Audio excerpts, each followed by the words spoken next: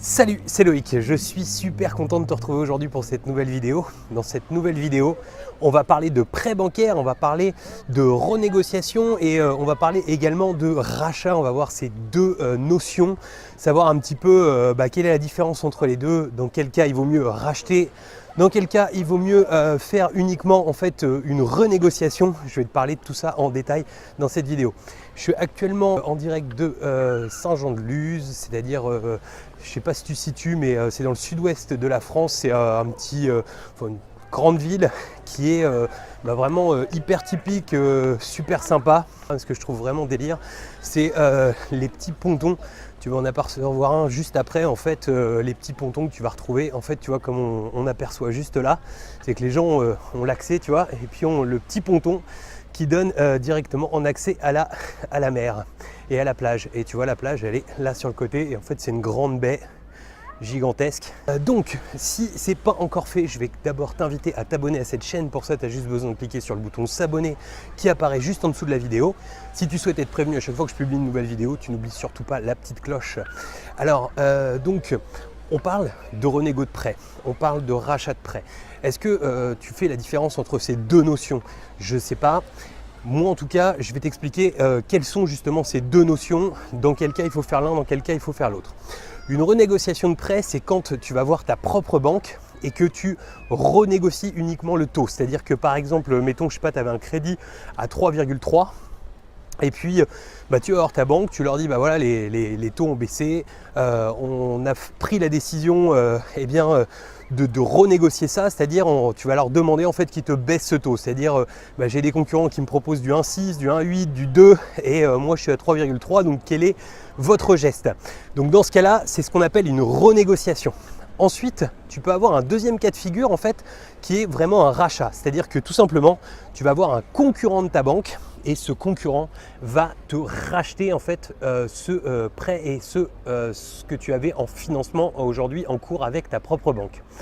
Lorsque tu réalises en fait un rachat, il y a des frais qui vont être engendrés. Lorsque tu réalises une renégociation, c'est pareil, il y a des frais qui vont être engendrés, mais ils vont être totalement différents dans une et l'autre des situations.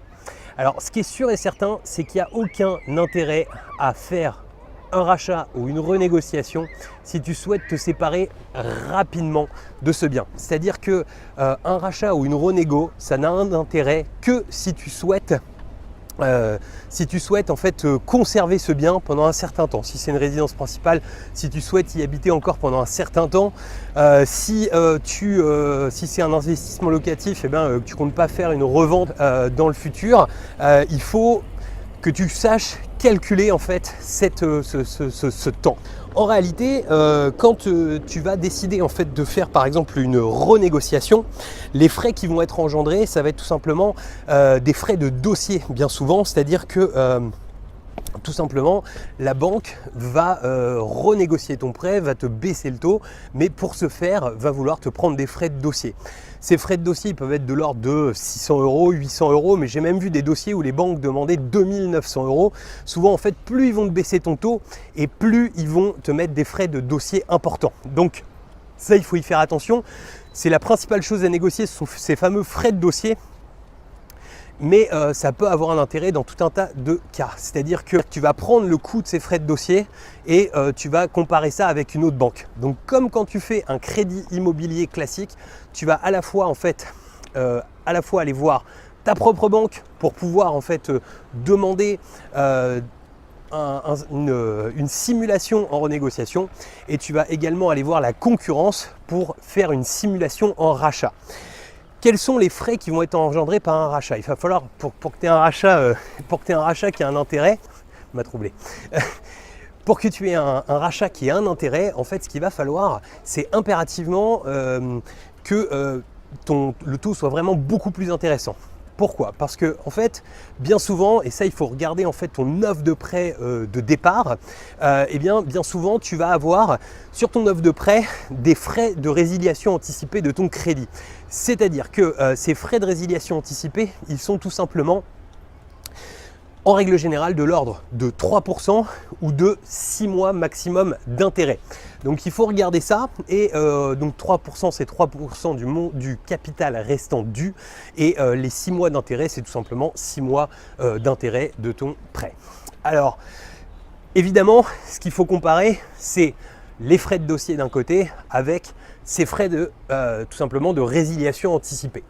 Mais bien souvent quand tu vas faire en fait réellement un rachat, donc où tu vas avoir ces frais de résiliation anticipés à payer, tu auras en plus des frais de dossier. Finalement, je vais dire que 7 fois sur 10, il y a plus un intérêt à faire directement en fait une renégociation plutôt qu'à faire un rachat.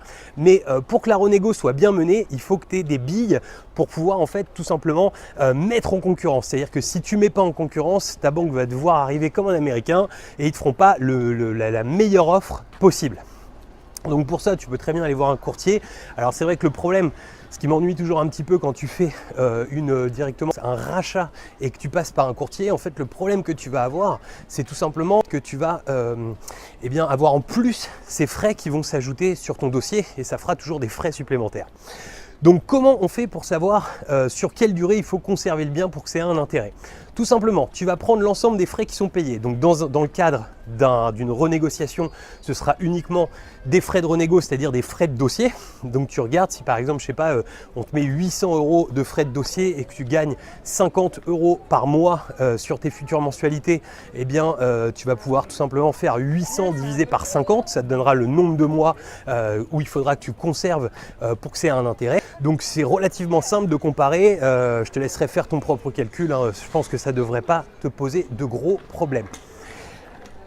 Alors il y a un dernier point qui est vraiment important, moi je t'invite à faire parce que il y a peu en fait racheter un prêt que j'avais en cours et qu'est-ce que j'ai fait quand j'ai fait racheter ce prêt?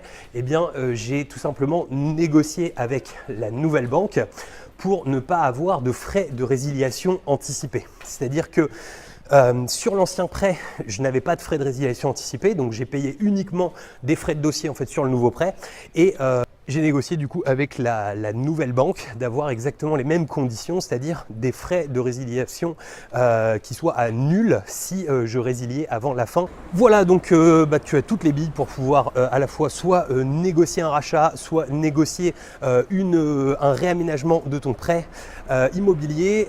C'est important de le faire. En règle générale, tu verras, ça vaut le coup si tu as au moins un point en dessous d'écart et il y a énormément d'argent à gagner là-dessus. Donc même si je sais pas, tu as une résidence principale qui est je sais pas à 3% ou autre, n'hésite pas, il faut se lancer, c'est un truc sur lequel tu vas gagner énormément d'argent.